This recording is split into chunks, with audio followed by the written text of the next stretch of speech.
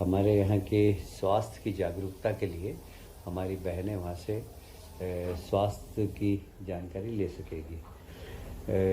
Sickle cell के लिए हमारे प्रदेश के गवर्नर जी भी हमेशा चिंतित रहते हैं और उनकी कोई अभी तक संख्या पता नहीं थी और इसलिए प्रत्येक जिले में कितने सिकल सेल के पेशेंट हैं उनको आइडेंटिफाई करके उनको लिस्टिंग किया गया है और लगभग 1 crore sickle cell screening counselling card का बांटे गए हैं जिससे कि वे अपनी जांच करा सकेंगे और स्वास्थ्य सुविधा का लाभ ले सकेंगे।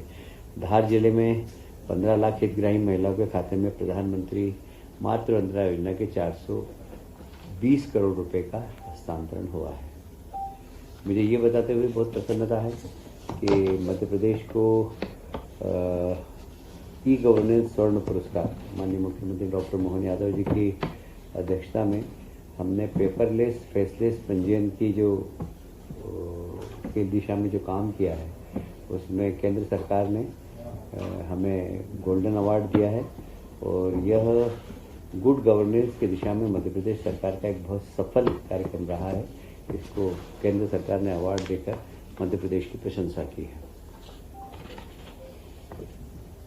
मध्य प्रदेश को वैसे भी अनेक पुरस्कार मिले हैं, जैसे पर्यटन पंजीयन में जैसे 2.0 नई दिल्ली स्कॉच गोल्ड अवार्ड से सम्मानित किया गया है।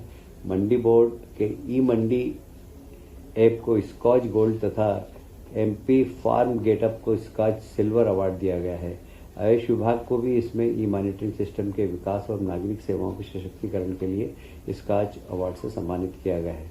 मध्य प्रदेश टूरिज्म को राष्ट्रीय स्तर के 4 पुरस्कार प्राप्त हुए हैं, जैसे किडजानिया एक्सपीरियंस सेंटर को मेडेक्स गोल्ड अवार्ड प्राप्त हुआ है।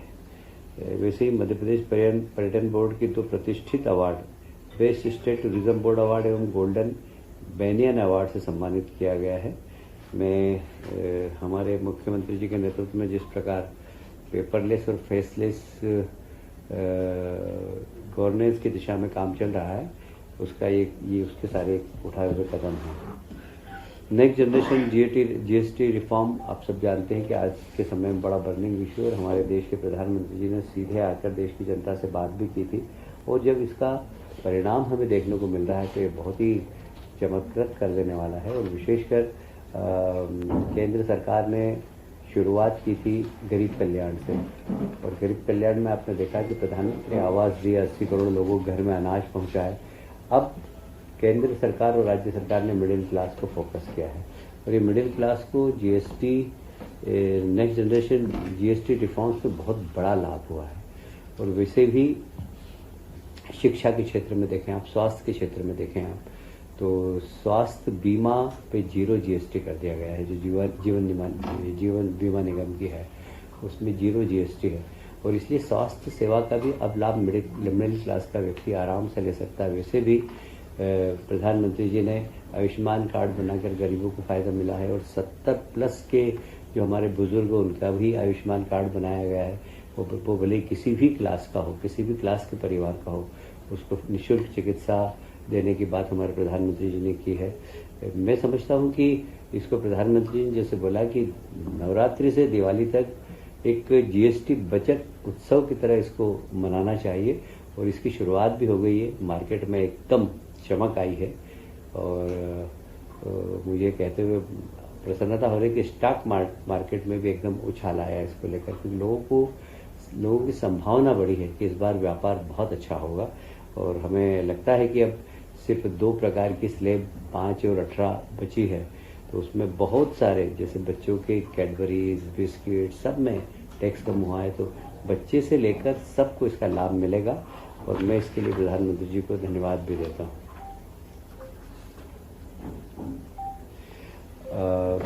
माननीय मुख्यमंत्री जी ने निर्देश दिए थे कि सभी अस्पताल में इस सेवा संकल्प के दौरान स्वच्छता अभियान प्रारंभ करें। जितने भी शासकीय अस्पताल हैं वहाँ स्वच्छता अभियान अभी चालू है। माननीय मुख्यमंत्री जी को, माननीय मुख्य सचिव महोदय को माननीय मुख्यमंत्री जी ने निर्देश दिए हैं कि वे सभी कलेक्टर से बात करें और उसकी मॉनिटरिंग करें और प्रत्येक जिला अस्पताल और जितने भी छोटे अस्पताल हैं उसकी रिपोर्ट कलेक्टर से लें। वैसे Madhya Pradesh power plus state है, पर भविष्य में जिस प्रकार डिमांड बढ़ती जा रही है, इंडस्ट्रियलाइजेशन हो रहा है, जनसंख्या बढ़ रही है, उस हिसाब से भविष्य में भी हमारे पास पावर सरप्लस हो, इसके लिए पावर जनरेटिंग कंपनी ने सारिणी का जो हमारा सतपुड़ा ताप विद्युत गृह है, उसमें भी लगभग 660 मेगावाट के थर्मल पावर प्लांट लगाने का पहले 2012 में इसका सपना देखा था और इसको प्लानिंग भी किया था, और उस समय उसकी लागत 4,356 करोड़ रुपए आई थी, और उसमें फाइनेंस की व्यवस्था भी सब हुई थी। राज्य सरकार ने 15% देने का प्रॉमिस भी किया था, किंतु डी कमीशन में बहुत समय लग गया और अब टेक्नोलॉजी भी बदल गई है। पहले अब अल्ट्रा सुपर टेक्नोलॉजी का उपयोग हम कर रहे हैं, इसलिए नई टेक्नोलॉजी के साथ नया थर्मल प्लांट बने तो ये फिर से हम कर रहे हैं। ये 400 पहले 435 करोड़ का था, अब ये हो जाएगा 11,678 करोड़ का।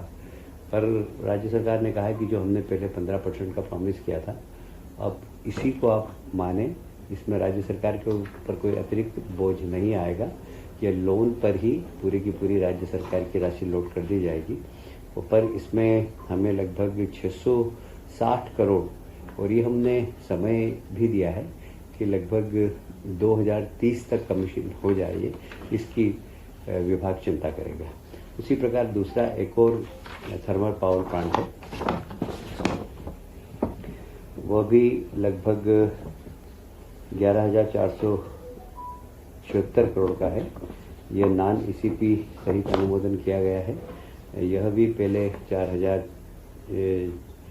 4,665 करोड़ का था, अब उसमें भी सेम शर्तें थी, पर अब ये 466 करोड़ का था, अब ये 1,147 करोड़ का हो गया है, 11,476 करोड़ का हो गया है। तो ये भी सेम शर्तों पर है। इसमें भी पहले 15% शासन ने देने का कहा था, पर राशि वही रहेगी शासन का अनुदान। इसमें जो लोन ले रहे हैं वो थोड़ा सरप्लस होगा, और मुझे लगता है कि यह भी एक 660 करोड़ का हमारा एक ये वहाँ पर है चचाई में अमरकंटक। कितनी मेगावाट बिजली मिलेगी? 660 मतलब 1320 होगी ना। एक और महत्वाकांक्षी निर्णय आज हुआ है। हमारे यहाँ रेसिडेंट डॉक्टर के का कोई पद नहीं थे, और प्रोफेसर अगर किसी डॉक्टर को बनना है, यदि किसी को फैकल्टीज बनना है, तो उसको 1 साल का रेसिडेंट डॉक्टर्स होने का प्रमाण पत्र जरूर चाहिए, और इसके लिए फैकल्टीज की शॉर्टेज थी, क्योंकि हमारे यहाँ इसकी सुविधा नहीं थी। ये सरकार ने बड़ा अच्छा निर्णय लिया है। इसमें कुल हमारे सरकार के जो 13 हॉस्पिटल हैं, भोपाल, इंदौर, ग्वालियर, जबलपुर, यहाँ पर हमने 354 नवीन पद का सृजन किया है सीनियर रेसिडेंट के लिए, और ये एक इसका बड़ा लाभ मिलेगा हमें, क्योंकि जब सीनियर रेसिडेंट का हॉस्पिटल में डॉक्टर सरप्लस भी होंगे हमारे पास, फिर वो एक नई लाइन पे जा सकेंगे फैकल्टीज़ की, क्योंकि अभी आप देख रहे हैं कि मेडिकल कॉलेज की संख्या बढ़ती जा रही है, किंतु फैकल्टीज़ नहीं है हमारे पास। उसमें बहुत सारे कारण है, पर एक कारण ये भी था कि हमारे पास सीनियर रेसिडेंट्स के पद नहीं थे, जिससे कि वो मेडिकल कॉलेज में प्रैक्टिकल एक्सपीरियंस नहीं ले पा रहे थे, इसलिए फैकल्टीज़ नहीं बन पा रहे थे। तो अब फैकल्टीज़ भी बनेगी, और इसका एक शिक्षित डॉक्टर हॉस्पिटल में शिक्षा प्राप्त करते करते सेवाएं भी देगा।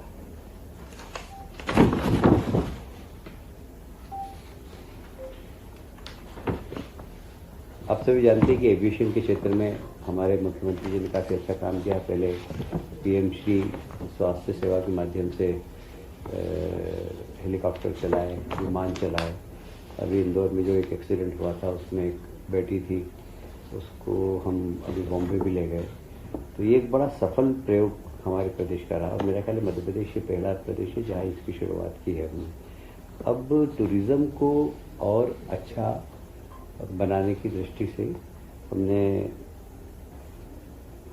3 सेक्टर में हेलीकॉप्टर्स की चलाने की योजना प्रारंभ की है। पीपीपी मॉडल पर होगी और ये 3 सेक्टर जैसे इंदौर, उज्जैन, ओंकारेश्वर, मांडू, महेश्वर, गांधी सागर, मंदसौर, नीमच, हनुमंतैया, खंडवा, खरगोन, बुरहानपुर, बड़वानी, अलीराजपुर, रतलाम, झाबुआ, नलखेड़ा, भोपाल, जबलपुर, ये पहला सेक्टर है। दूसरा सेक्टर है भोपाल, मड़ई, पचमढ़ी, तामियाबती, छिंदवाड़ा, सांची, इंदौर, दतिया, दमोह, ग्वालियर, शिवपुरी, कुनो, ओरछा, गुना, राजगढ़, सागर, होशंगाबाद, बैतूल, टीकमगढ़, जबलपुर। तीसरा सेक्टर है जबलपुर, बांधवगढ़, कान्हा, चित्रकूट, सरसी, परसुली, मैहर, सतना, पन्ना, खजुराहो, कटनी, रीवा, सिंगरौली, अमरकंटक, सिवनी, सीधी, मंडला, पेच, डिंडोरी और भोपाल और इंदौर। ये अब आप कह सकते हैं कि इंदौर बार बार आ रहा है, तो इंदौर कमर्शियल राजधानी है इंदौर के मध्य प्रदेश की, तो वहाँ इंदौर तो केंद्र है ही।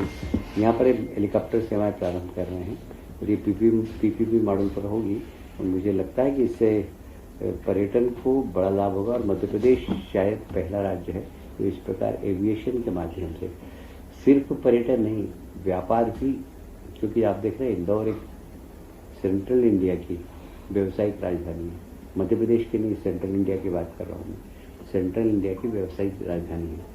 तो यहाँ आना, यहाँ से जाना, उसमें भी हेलीकॉप्टर की तो व्यापार भी बढ़ेगा और टूरिज्म भी बढ़ेगा मध्य प्रदेश में। इस दिशा में बहुत अच्छा निर्णय हुआ आज कैबिनेट। ये रेगुलर बेसिस पर है? हाँ, ये रेगुलर बेसिस पर है।